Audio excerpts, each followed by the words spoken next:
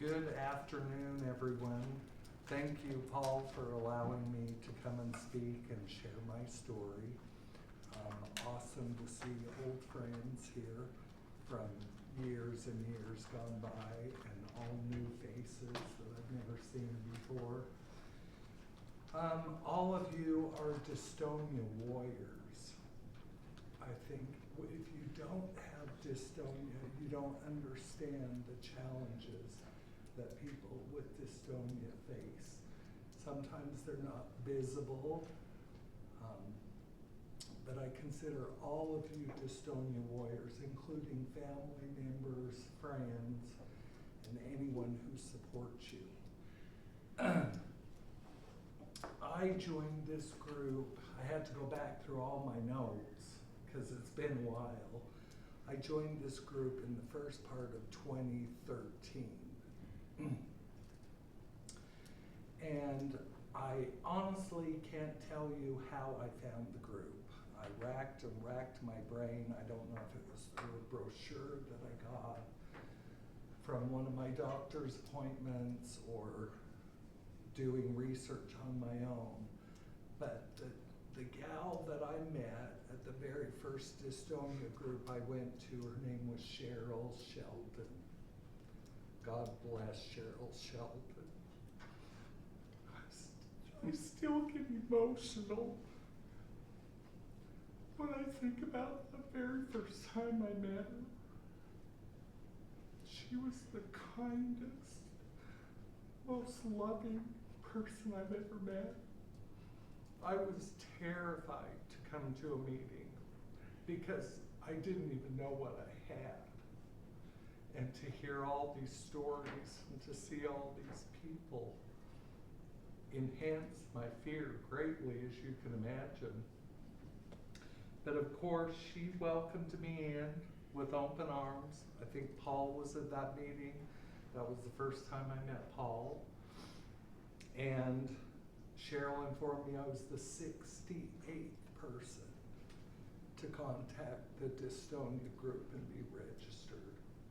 So I was asking Paul how many they're up to now, and he thought it was about 120. So as you can see, we're a really small group. And I think we're a small group because there are a lot of people who don't get diagnosed for a long time and understand what they have. So my goal today is to inform you about my story of what happened to me, which is as equally important as all of your stories, because I think they're all very personal, difficult stories. Answer any questions that I can answer for you about DBS, which is deep brain surgery, if you're not familiar with that, and give you hope, let you know that there is hope. My story began on September 1st of 2012. It was 5 o'clock. I had just left work. I was a manager at a cosmetology school. I pulled out onto the main road, Wadsworth, and the light was red, and I stopped at the light, and I was reaching over in my passenger side to do something with papers, and the next thing I know, bam. Someone who didn't have a license. I didn't think he was legal, but evidently he must have been. No insurance, wasn't his car, it was his girlfriend's car. He hit me going about 25 miles an hour and I was stopped. So of course the adrenaline was rushing, just out of control. After I figured out what had happened, I got out of my truck, I walked back, I looked at his car, and his car was totaled. And he kept trying to get me to let's pull over to the side of the road, and I said, no, I'm calling 911. So I walked back to my truck to get my phone, and he backed up and took off. So, me being the personality that I am, I'm a very strong Scorpio. And I'm like, you're not going anywhere. And so I chased him down, which hindsight probably wasn't the smartest thing to do because I almost killed myself in the process of doing it. But luckily, he tried to make a turn. His car was so totaled that he couldn't turn, and he ended up driving right into the park. So the police came, took the information, I went my way, they took him to jail, and I thought I was just fine. So Labor Day comes 2 days later, I have a party at my house, and the back of my neck is hurting so bad. I don't know what's going on. And I still had to go to work every day, and I was getting ready to go on vacation. So I thought, well, I guess I'll go to the doctor when I come back from the vacation. So I went on the vacation, and I started having very sharp head turns to the left. And these friends of mine noticed it, and of course I was concerned. I knew it was going on, because anyone who has dystonia, I think you're hypersensitive to what's happening. Would you guys agree with that? And you're very nervous about how you're being perceived by people, so you're trying to control everything. Well, I couldn't control it. So I came back, and I was put into a place called Guardian Urgent Care, which is a basic urgent care facility. They did all kinds of things and couldn't figure out what was wrong with me. They started physical therapy. I did that for 3 months. I went through acupuncture. I went through acupressure. I went through massage. I went through chiropractic. I went through everything you could go through, and they still couldn't figure out what was wrong. So they asked me if I wanted a lawyer, and I said, well, I guess I'm gonna have to have a lawyer. So I hired a lawyer, and they represented me, and they were in charge of everything that I had to do until I had a diagnosis. So the first thing they did was they sent me to a neurologist named Bradley J. Gibson. He wasn't a movement disorder neurologist, he was a regular neurologist, and that man was so smart. He diagnosed me by having me try to walk, you know, the drunk test that they do, 1 foot in front of the other, and I can't do that, I'll fall over.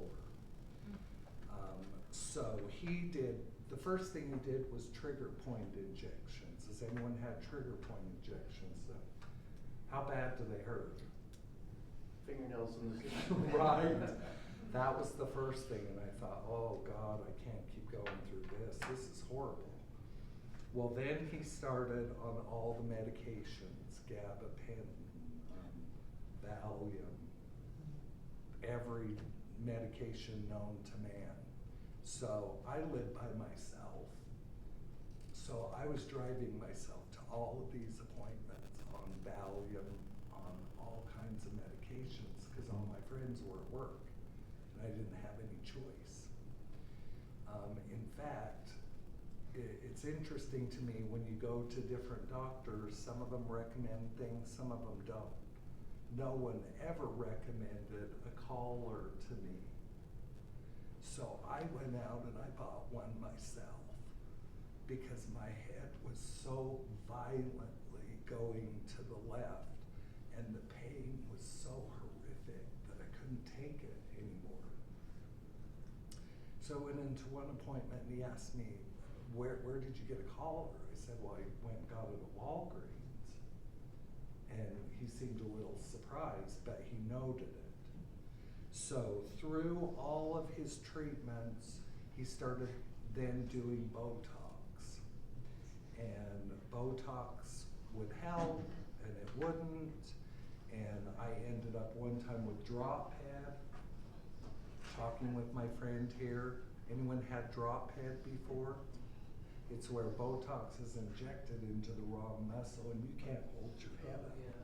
So for about 2 months, I was like this, everything I was doing. Well, in the middle of my treatment, he passed away. So I was devastated. So then I had to find another neurologist. Before he passed away, the lawyers wanted to have an MRI done of my brain. So that was all set up. Being all my friends were at work, I didn't have any way to get there, to come back. They set it up to where, and I don't know that I would do this again, but they set it up to where I took a pill an hour before the appointment, or 2 hours before the appointment. I took another pill when the taxi arrived, and then I took another one on the way. Well, I don't remember anything about any of it. I was obviously out. They did the MRI. The only reason I knew it had happened is when I woke up, I was in my bed and the CD was on the table of the MRI. And of course that concluded brain function was normal, everything was fine. So then I started with my second neurologist, which happened to be a movement disorder neurologist. And her name is Monique Giroux. I don't know if anyone's familiar with her. I saw her from about March of 2024 until after I had the DBS surgery in 2015. She did all of my Botox. She had in-house the psychological evaluation. Is anyone here considering DBS or have DBS? Okay, awesome. So you have to go through a psychological evaluation. So all of that was completed. Everything was done through her place. And then she recommended that I go to the DBS seminar that I had to go to before I could have the DBS surgery. Well, that was 8 hours. It was in Colorado Springs. And we were shown videos of everything, and then we were shown all of the equipment. And when you look at all of that, it's very overwhelming to think all of that is going to be inside your body and inside your head.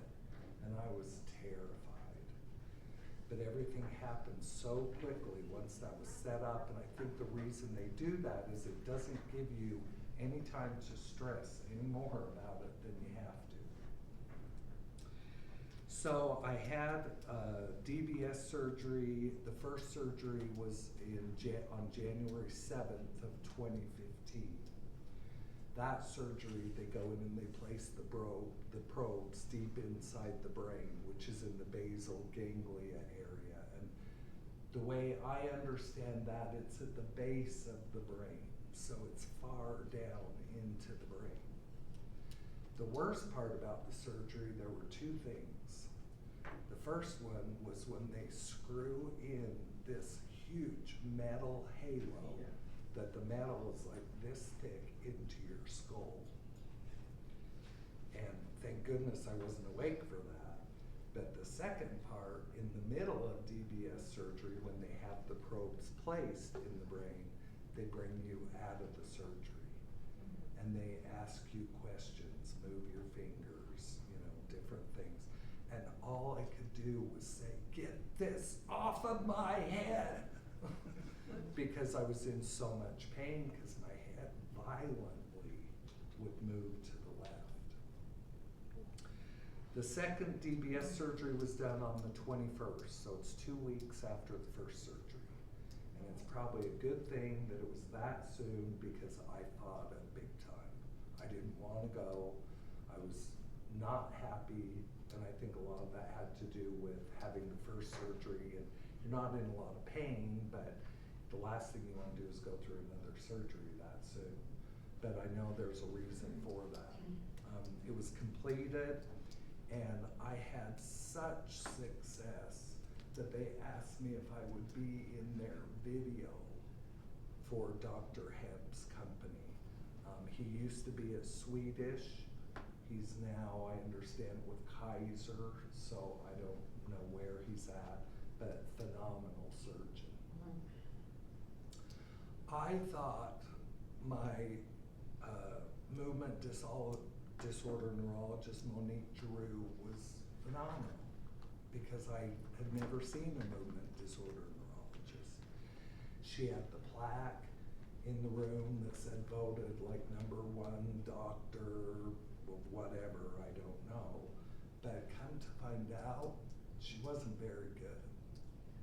Because when she closed her office in the middle of my treatment again, she had an office in Fort Collins, and that's where she moved to.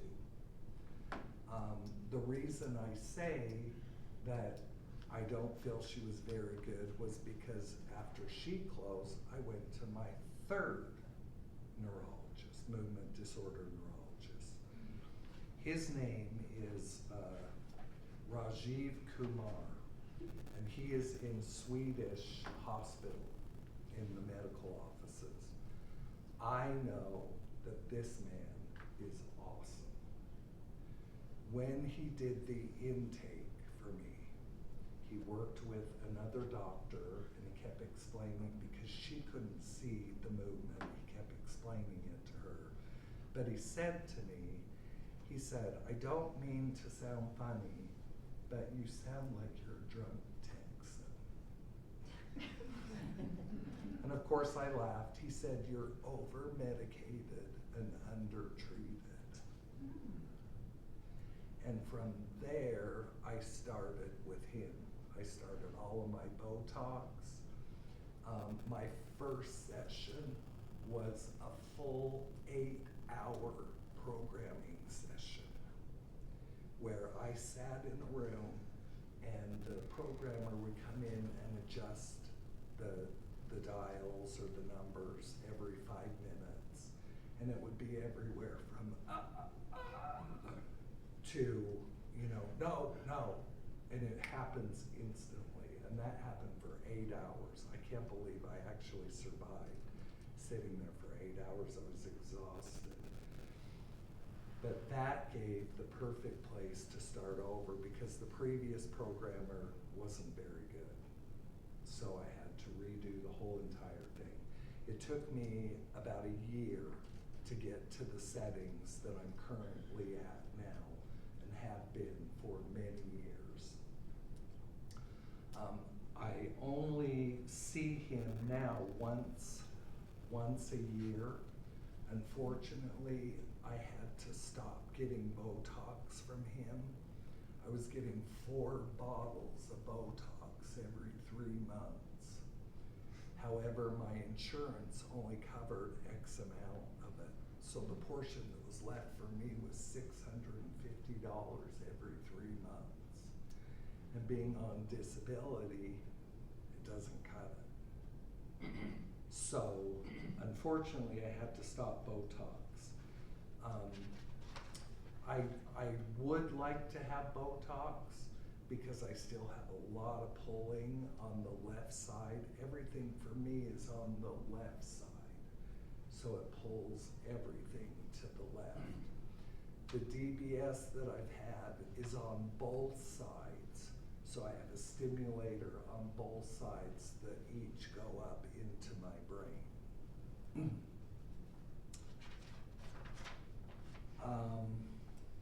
My current status is I'm evaluated every year. I don't do Botox anymore. For the most part, I have done unbelievably well.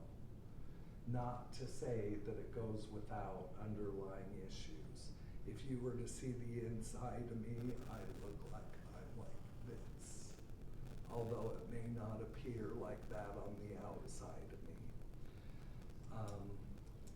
The side effects can be many. He has recommended that I have another DBS surgery to place more leads into my brain because he feels like he knows he could help the pulling a lot more if I would have one more, but I'm not interested in doing that.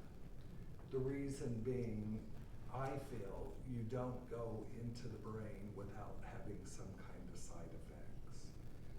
Each time you open up and go into the brain, the side effects for me were I have high anxiety. I get overwhelmed much easier than I ever have before in my life. I have issues with my voice when I get really nervous. Sometimes I only have a whisper that comes out if I'm really nervous. It's changed my speech a lot. My speech is much slower than it used to be, but at least I can speak, so I'm grateful for that.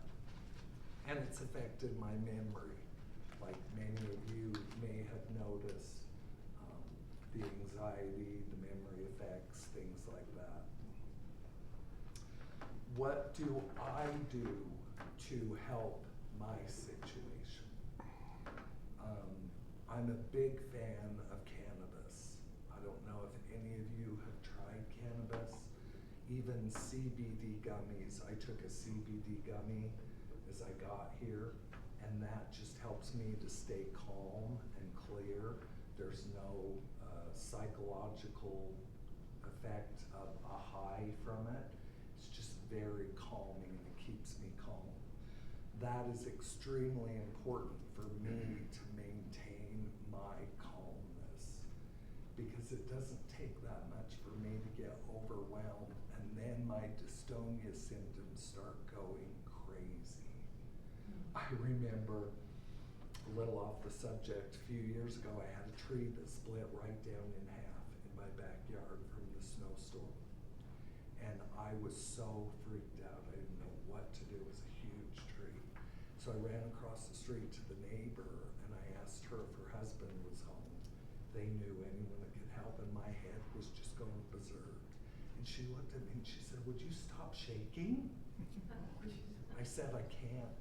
This is dystonia." So don't be afraid to educate people about dystonia, because so many people know nothing about dystonia. Hemp creams work very well, and also breath work. When you start feeling very anxious, or you know you're heading down a path that is going to cause you more anxiety and you've got to stop it, immediately start with your breath work. Breathing in deep 10 times, and it will bring you right back to center. And I also volunteer, which I think it's very important to give back, since I was fired from my job, lost my career, and haven't worked since. It's important to give to other people. Has anyone here heard of an author named Tom Seaman? I know you have. He has written 2 books called When You Focus on You, You Grow. When You Focus on Pain, It Grows. That's the first book. He is a cervical dystonia survivor also.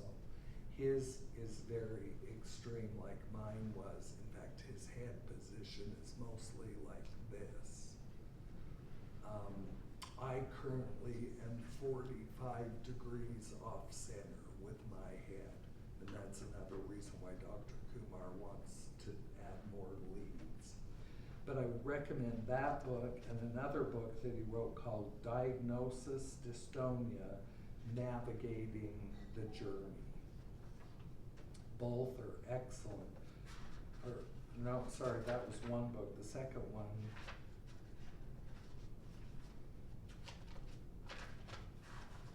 I gave you, no. Diagnosing Dystonia and Beyond Pain and Suffering, Adapting to Adversity and Life Changes. So he has written some very powerful things, because for those of us in the dystonia community, it's very, very easy to get very depressed. Would you guys agree with that? Even more so than before whatever brought on dystonia for you. So he really gives you some daily things that you can do to help you in your life. In closing, I just want to thank all of you for listening to my stories. I would love to be able to hear your stories. I have a quote from an author that I really like named Dieter F. Mendendorf, and he says, it is your reaction to adversity itself that determines how your life story will develop. And I believe that. When we stay calm, we know we have much better results. So I hope that through my story, I've given you some things some tools that you can use for yourself. I've given you some hope, and I'm here to answer any questions that I can possibly answer for any of you. Yeah. What's the name of the author? The last quote? No. Oh, Tom Seaman. How do you spell that? Tomseaman.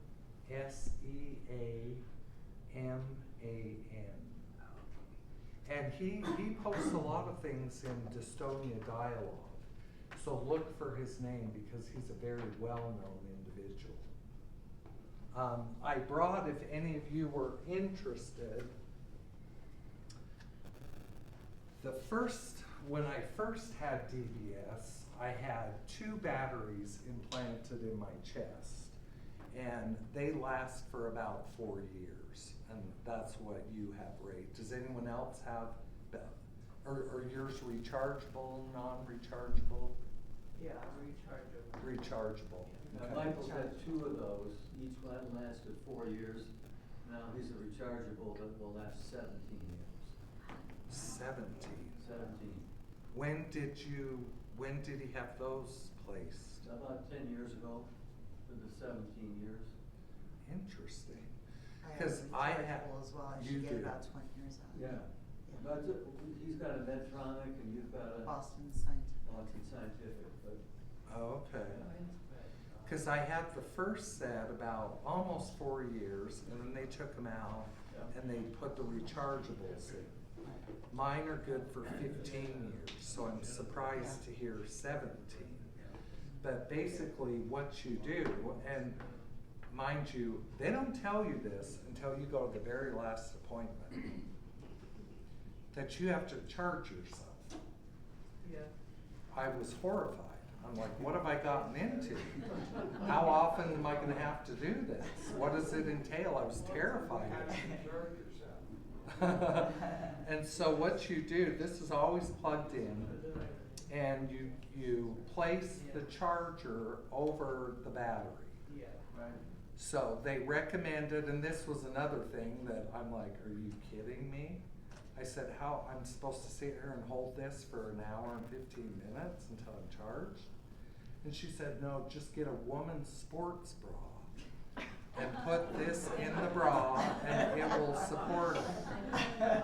So, hey, I'm willing to do anything that'll help because your arm gets awfully tired sitting there holding this thing. Took a while to get used to that too. But it'll take about an hour and 15 minutes, and I do it every other day.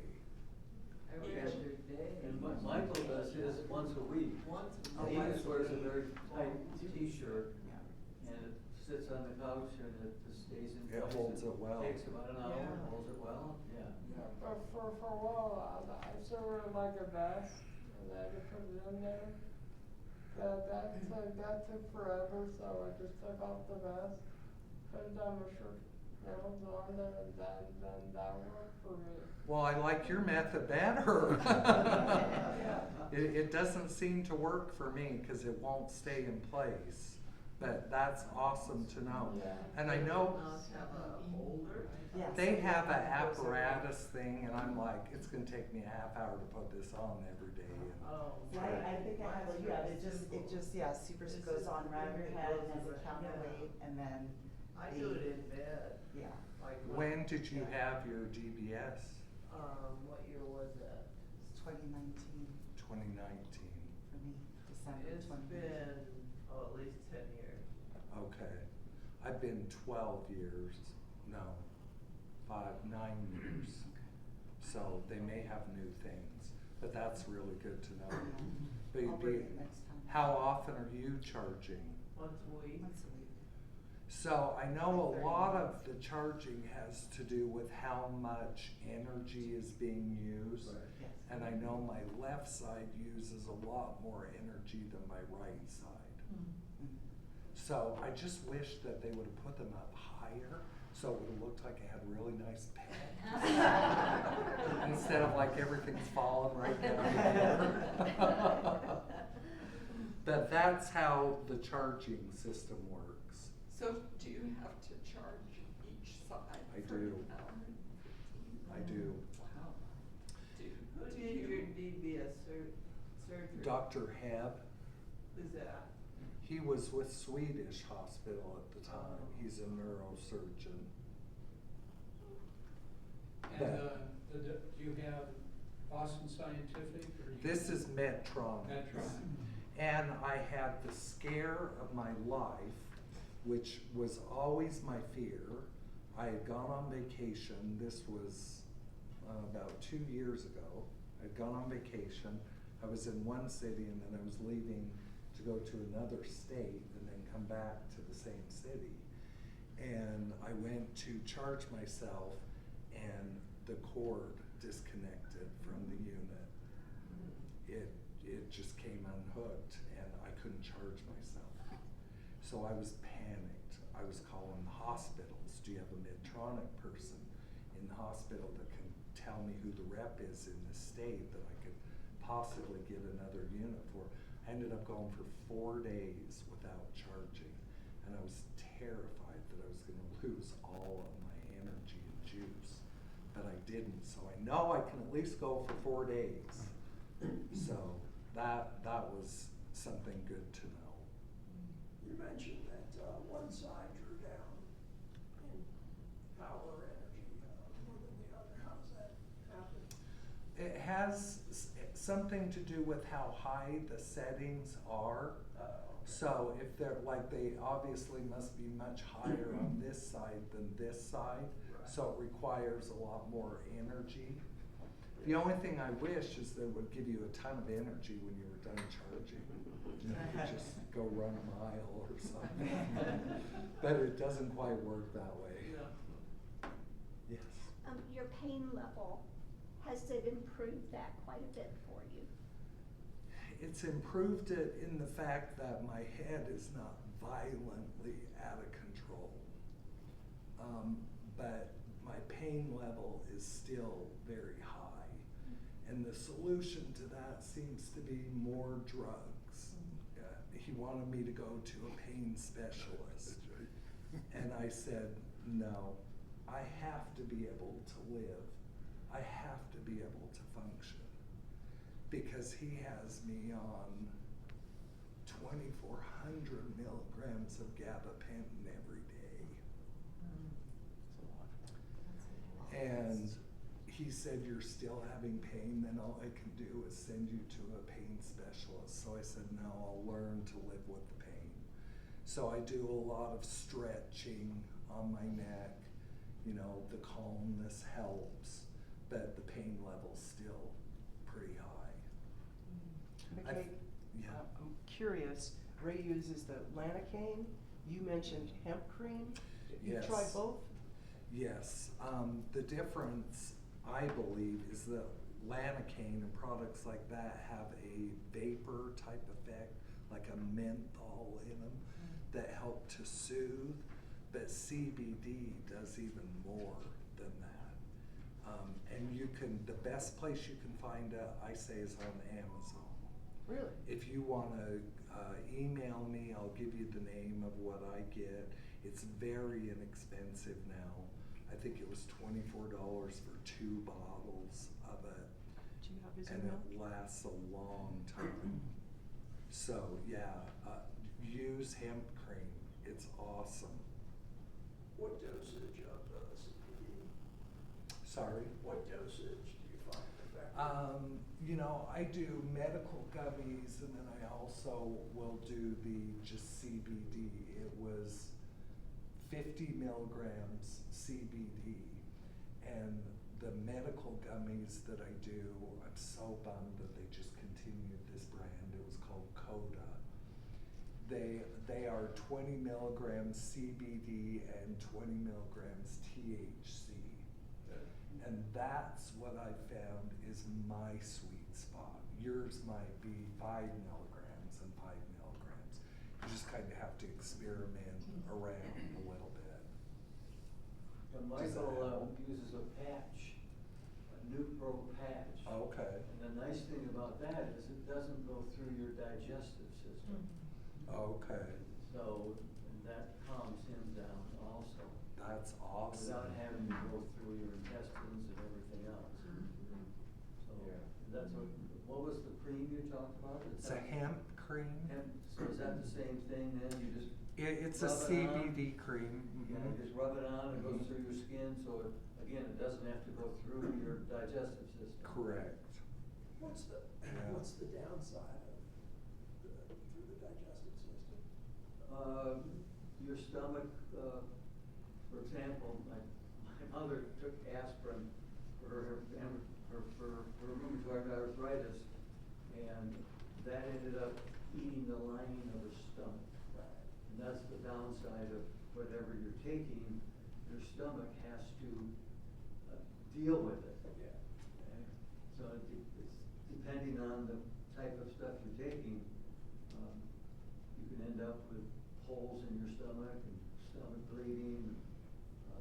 You know, it's, Yeah. My mom had internal bleeding from taking too much Advil maybe. yeah. Yeah, that So, has that effect. That's right. so she switched over to Tylenol and hasn't had any Yeah. problems since. So where do you rub it on? I Where? put it all on my neck. Oh, When I was getting Botox injections, it was all right here and in my shoulder is where I would receive all of mine. But a lot of times for me, I get headaches that are right at the base of my skull that are just killers. Anyone else get those? Oh, they're horrific, aren't they? And that hemp cream will help with that. Is that on Amazon also, the hemp cream? Yeah, you can find so many of them now. Yeah. And they've gotten so cheap. I wanna say, the one I get says it's 2,500 milligrams per unit, or however they classify it. You just, I would suggest just read the comments of what people say. Start asking people if they use CBD for any of their therapies, because surprisingly, so many people do now. Because it's so accessible and it's very affordable now. I have a question for you. Me? Yeah, where do you get the hemp patches? The Nupro patch is a prescription from from Michael's neurologist. Oh, It's called the Nupro patch. It comes in different milligrams. Michael puts one on every day. Okay. body patch. There it is. Well, Michael, you tell him when you move it around all the time, right? Yeah, yeah. Yeah, I don't really like one spot, I just like moving it around. Do you have any burning or itching or anything from it? No, Okay, no. that's good to know. No, no itching, no burning at all. Nice. Yeah, And you feel like it really works and helps. yes, yeah, it does. Awesome. But it's a prescription. Sure. Yeah, to get. Yes. I've been curious, it doesn't have anything to do with the medical per se, but you mentioned getting a lawyer after your accident. Did you ever have any success with that? But because it seemed like there would be nobody there with any money to go after. I did, and that's a great question. I probably never would have gotten a lawyer because I've never been in a situation where I had to have one. But they approached me and said, "Are you interested in a lawyer?" And I said, "Absolutely." And so They lined me up with him, and what they had to do was they had to sue my insurance company for my policy. And I'm glad you brought it up, because the lesson that I learned from it, I only had the standard $100,000 policy. So when something like this happens, more than half of it is eaten up in the first 3 months of medical stuff, if not all of it, depending on what you have to do. So I upped my policy amount to $250. It does cost a lot more, but that was the lesson I learned from it, to make sure that I have high coverage. That was your car policy, not your medical. Correct, Yeah. my car policy. And surprisingly, you know, people say, well, how could you have that much damage done to you from someone hitting you from behind? Because I was in a truck and he was in a car. That just goes to show that sometimes it doesn't take that much to totally destroy you. But yeah, it was a very interesting process. In fact, they had never even heard of or seen dystonia. What they made me do, because they said the insurance company won't believe this. They won't believe that this is really real. So they hired a videographer that came and videoed me while they had me speak and ask questions. And they submitted that with all of the paperwork, and we won. So dystonia came from the accident, not Yes. any other thing. Dystonia was caused by the traumatic force. Mike had a gene that malfunctioned, but yours had nothing to do with genetics? No history of genetics, no precursors. Just strictly the accident? Nothing, yes. And it can be, and is caused a lot by trauma. Yeah. So make sure that your doctors are documenting everything for you. I think the thing, is anyone having difficulty in trying to get disability, or did you have disability, or Okay, I think all of it has to do with the codes that they use. That's what I've been told. But that first neurologist that I saw did everything in a little tape microphone, and then it was all printed out in documents. And I think really that saved me, because I had 2 books that were about this thick of medical papers trying to prove that I wasn't trying to beat the system. And it took about 2.5 years from the time I was diagnosed until I got the DBS surgery. So it was a very long haul. So if any of you are in that process, just know that every day is a new day, because you guys know with dystonia, every day is different. Some days you might be fine, other days you don't even want to be seen in public. I remember having to go drop off all my paperwork into the state for Medicaid. And I started walking up, and the woman behind the desk went, "Oh no," as she was watching me try to come out, because my head was all over the place.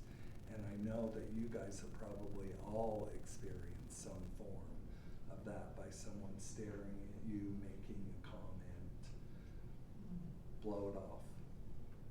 Don't give them any reason to make you feel less than who you are, because they're not walking your path.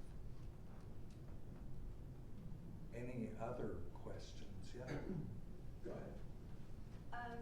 Does everybody that's had DBS, do you continue having roadblocks after that? I do. You do? You don't? I would if I could afford Yeah, it.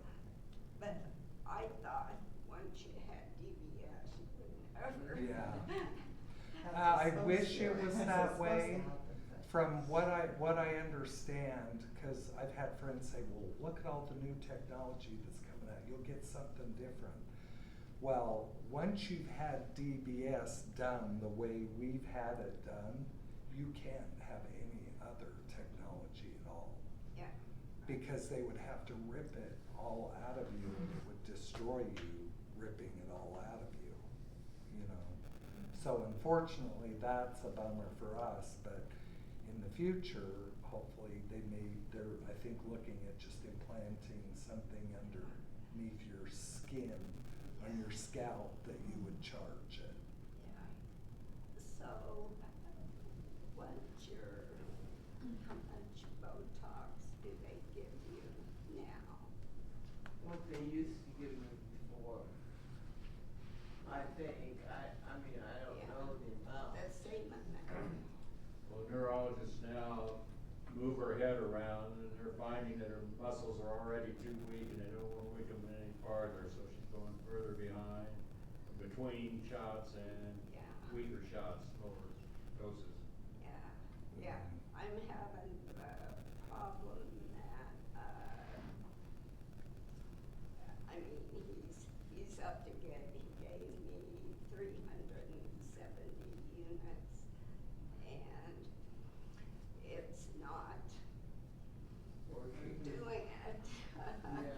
And then this time, I got the drop head, so, I don't know. And I think I'm probably too old for DBS. How old are you? I mean, I'm old No, too. that's fine. I don't- I'm 78. Oh, well, yeah. Whatever do. I don't know that DBS has anything to do with age, it's everything to do with your cognitive ability. That's why they do such an extensive psychological test to make sure that you can physically do this and remember to do it. But I don't think it has anything to do with age. About how old were you when you had your surgeries? The accident, I was 47, and my surgery, I was 49. No, 50. I was 50 when I had my surgery, yeah. Christie, Is your DBS for cervical dystonia only? Yes, my diagnosis was cervical dystonia / spasmodic torticollis. Yeah. And mine was severe. The onset was very quick and it was very severe. So some of you may have experienced it slower coming on. I don't know if it will progress. I seem to be okay so far. So, if you have dystonia in various places, I have spasmodic dystonia in my vocal cords. I have it in my jaw and in my neck. So, would DBS fix all of it, or just? You know, they can't tell you basically how you'll do after you having DBS. Where they really find out how well it will work for you is in all the programming. So after you have DBS, the very first thing that you experience, and they'll tell you about this, is the honeymoon phase. And that's just the physical implants of the probes in your brain, kind of disrupting the brain a little bit. And I did. I felt wonderful. I'm like, oh my God, this worked great. I don't need to have these put in. I'm fine. But no, it's just a very short period of time. For some people, it might be a couple weeks, a couple days. Maybe they may never even experience it. Did you guys experience a honeymoon phase? 2-3 days. 2-3 days. How long did yours last? About a week. You remember yours, Mike? Been so long. Yeah. Mine was in 2020.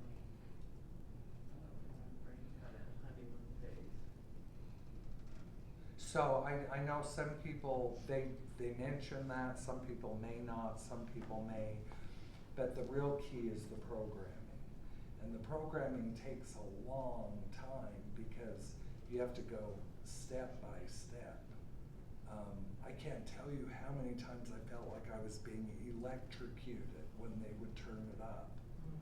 And before I could even say anything, it was happening. And I couldn't say anything, you know, but it was obvious, you know. So the programming is the real key. Plus with the programming, like with Dr. Kumar and Michael, took about a year to get to the right programming because there's so many combinations of voltage and frequency that it's thousands of combinations till you get one that works. Exactly. It took me a year with Dr. Kumar and it took me almost a year with Dr. Giroux. So that's how messed up I was from her until I got to him. And, you know, it's question your doctors about everything. Because you have to be the advocate for yourself. They're way too busy, they're way too overwhelmed, they have way too much going on, that unless you advocate for yourself, no one else will. For some reason, Parkinson's programming versus dystonia programming, you can have the system implemented, and in a Parkinson's patient, they turn on the system and it's like, whoop, go play golf. But for dystonia, like they're saying, it's little increments in the programming, and often 8 months to a year is normal to get it tweaked. I mean, Paul and Ray saw me at my worst when I was coming to the groups. I was gonna mention that for color, because you came in, I remember like it was yesterday, Mackay, you walked into that room and you're going, and you go, I can't live like this, I can't live like this. And I'm sorry to say, you were talking about ending your life. I was, and I got very close to doing it. But because of this group, I didn't. That's what saved me. That's right. I remember the meeting that you came, you had your collar on, and you said, and you looked, you know, pretty good, a little tremor here and there, and you said, here's what it's like without the collar. And he took the collar off and his head just like flopped around all over the place. It was like a dramatic difference. Yeah.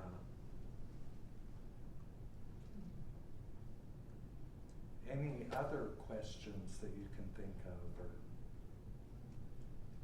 I think we'll take a break. Awesome. Thank you very much.